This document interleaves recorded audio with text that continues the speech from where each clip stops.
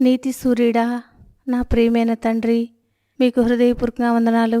ఇచ్చిన మహా గొప్ప రక్షణకై స్తోత్రం చెల్లిస్తూ, అనుమతిస్తున్న ప్రతి పరిస్థితి కోసం హృదయమారా కొనియాడి పూజిస్తూ, సమస్తము చక్కగా మేలు కొరకే అనుమతిస్తున్నందుకు ఆరాధించి పూజిస్తూ, ఈ సమయాన్ని మీ హస్తాలకు అప్పగించుకుంటూ ప్రభువైన యేసుక్రీస్తు నామములో స్తుతించి ప్రార్థించి వేడుచున్నాం తండ్రి, ఆమెన్.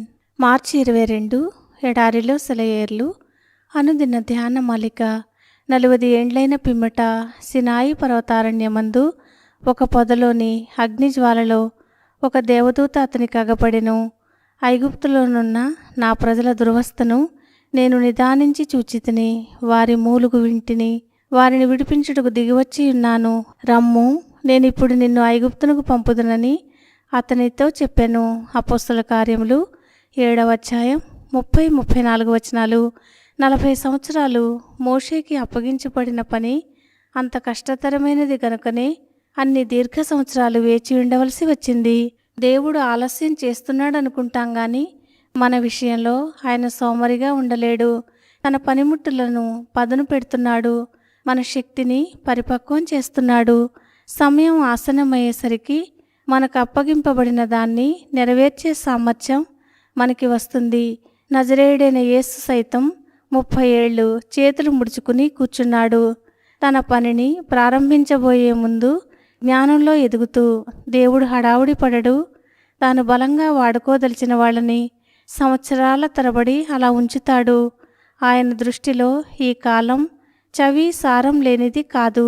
బహుశా మనకి సంభవించే శ్రమల్లో అతి భయంకరమైన భాగం కాలమేనేమో.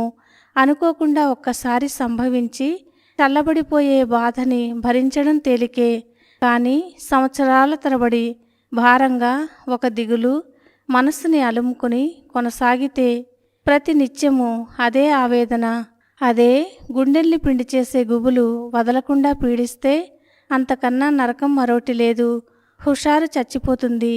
దేవుని కృప తోడుగా లేకపోతే నిరాశ నిస్పృహల అధఃపాతాళానికి కృంగిపోతాము. యోసేపు ఈ దీర్ఘమైన శ్రమకి లోనయ్యాడు. ఎర్రగా కాలిన ఇనుముతో చర్మంపై వాత పెట్టినట్టు ఒక్కోసారి దేవుడు తన శిక్షను ఇలా సుదీర్ఘమైన బాధ ద్వారా మన అంతరాళాల్లో ముద్రిస్తాడు. వెండిని పరిశుభ్రపరిచేవాడిలా, పుటం వేసేవాడిలా ఆయన పనిచేస్తాడు. కరిగిన బంగారంలో తన ప్రతిబింబాన్ని చూడగానే కంసాలి మంటను ఎలా ఆర్పివేస్తాడో అలానే దేవుడు మనలో తన పోలిక కనిపించగానే మన కష్టాలకు స్వస్తి చెప్తాడు. తన గుప్పిటలో ఆయన దాచి ఉంచిన దివ్య సంకల్ప ఫలాలను మనం ఇప్పుడే చూడలేకపోవచ్చు. ఇంకా కొంతకాలం మనకవి అర్థం కాకపోవచ్చు. కానీ ఆయన సింహాసనాసీనుడై తగిన కాలం కోసం ఎదురుచూస్తున్నాడు. అంతా మన మేలుకే జరిగింది అంటూ ఆనందంలో మనం కేరింతలు కొట్టే ఘడియ వస్తుంది. ఈ బాధ నుండి విముక్తి ఎప్పటికీ అని ఎదురుతెన్నుళ్ళు చూడక యోసేపులాగా దుఃఖపు బడిలో పాఠాలను జాగ్రత్తగా నేర్చుకోవాలి. ప్రతి పాఠాన్ని విధిగా కంఠస్థం చేయాల్సి ఉంది. మనం పూర్తిగా సిద్ధపడినప్పుడు విముక్తి తప్పకుండా వస్తుంది. కానీ ఆ తరువాత ఉన్నతమైన స్థానంలో మన కర్తవ్యాన్ని నిర్వర్తిస్తున్నప్పుడు కష్టకాలంలో మనం నేర్చుకున్నవన్నీ ఎంత ఉపయోగిస్తామో తెలిసి వస్తుంది.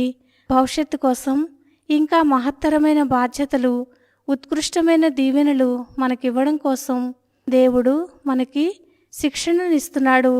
సింహాసనానికి తగిన లక్షణాలు మనలో ఉన్నట్టయితే దేవుడు నిర్దేశించిన సమయం వచ్చినప్పుడు మనల్నేది అడ్డగించలేదు. కాలాన్ని మీ చేతుల్లోకి తీసుకోవద్దు. మీకు తన చిత్తాన్ని తెలియచేసేంత వరకు ఓపికగా కనిపెట్టండి. అవసరమైన దానికంటే ఎక్కువ ఆలస్యం చేయడాయన. ఎదురు చూడటం నేర్చుకోండి. చెయ్యేడు దేవుడు జాగు, తెలుసాయనకు మన బాగు.